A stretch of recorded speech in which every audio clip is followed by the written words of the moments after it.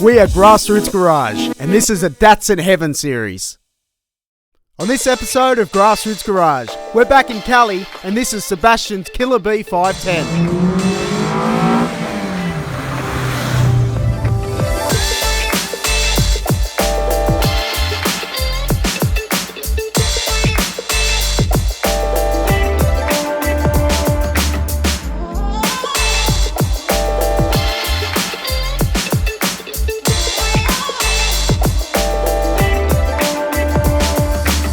Now, if you've been watching this series from the start, you'll realise that these guys are the grassroots OGs of the Datsun 510 community in Southern California, and Sebastian is no exception. Chuck us me hat, bro. Just on me brown bag there. Flick it at me. Love your work. Boom, branded. Got me hat on. You. How's it look? Solid, mate. Grassroots Garage, welcome to the show, Sebastian. Hi. Thanks for your time. No problem. Tell us about your car. It's a 71 Datsun 510. I picked it up in 1992. It was a little old lady automatic car, basically to replace one of my own that got stolen. It was just bare bones stock at the time. My intention was to keep it stock at the time, and then it got stolen. This got stolen? This got stolen. Oh. Luckily, the police found it the day, about an hour after we kind of noticed it was gone. And I got it back, missing a couple parts, doors and bonnet and stuff were gone. So after sourcing, some spare 510 parts and buying another car to get parts off of, it kind of came back together.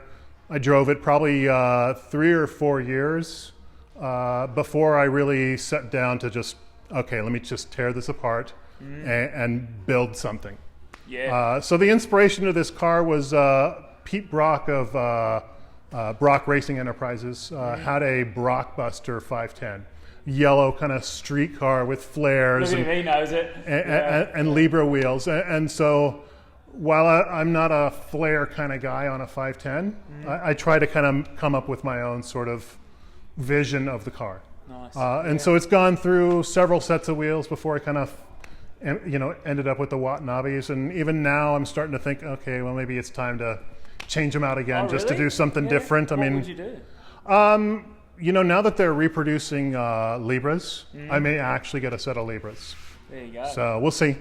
That's hilarious because I love these wheels. I love these wheels you've too. Lived with them for a long time, haven't you? Yes. Had them on the car for a Well, while. and you go to car shows and it's like everyone's got Watanabes. Yeah.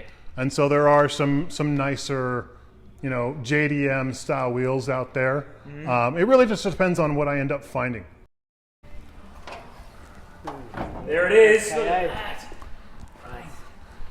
So the engine is fairly stock. I bought it, I think in 1997.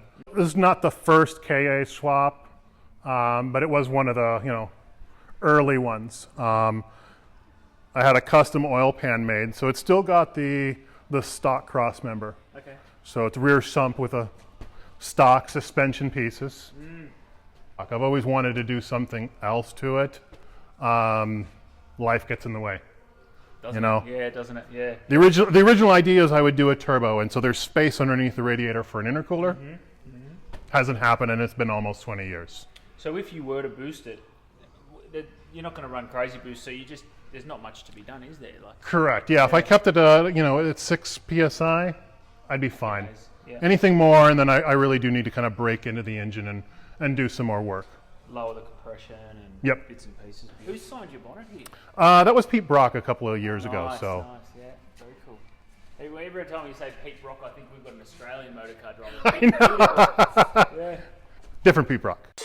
Excuse Peter, he owns a Holden Gemini. But for us Datsun owners, Brock Racing Enterprises Pete Brock is an absolute legend. So it was fitting that Peter gets a first-hand education from none other than the man himself. Yep, that's him leaving SEMA in Pete Brock's V8 510. Rumour has it, they went back to the BRE workshop and did a sneaky tour. So stay tuned for this very special finale episode at the end of the Datsun Heaven series. Seats are Recaro SEs that I bought sometime in the 90s. I think they were like $299 from this place. And I was like, so I bought them, ran them for about 10 years with black cloth.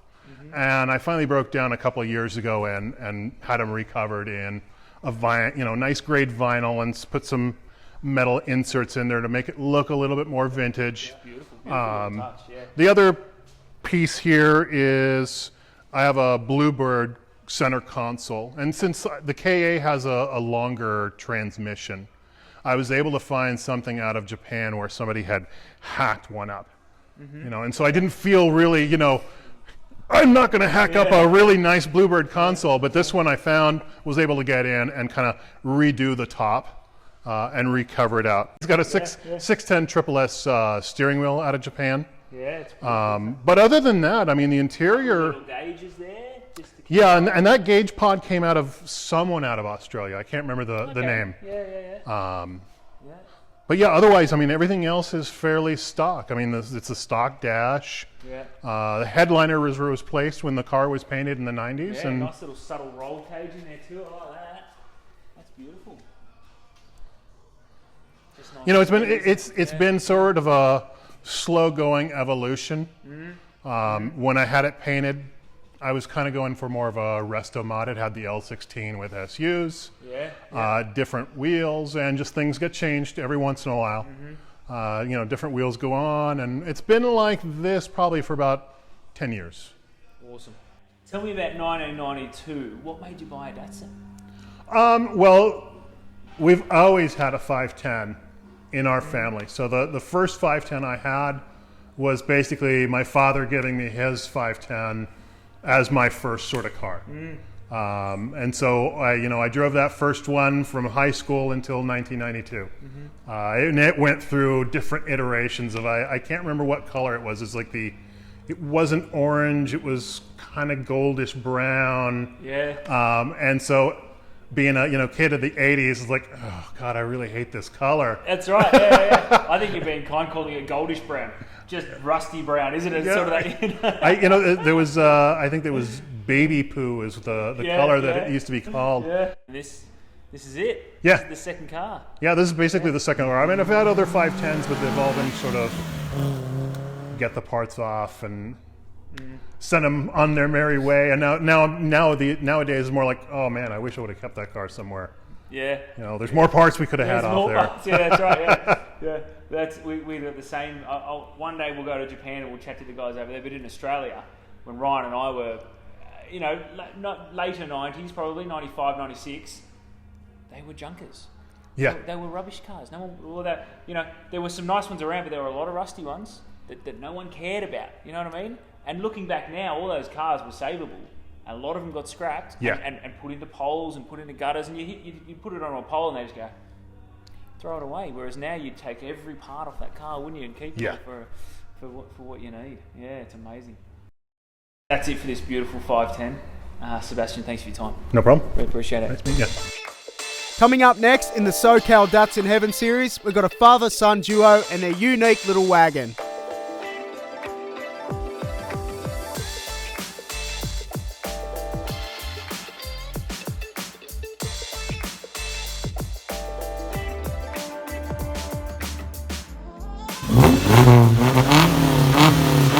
If you want to look as good as Pete did in this episode with his Grassroots Garage hat on, make sure you send us a message to order one.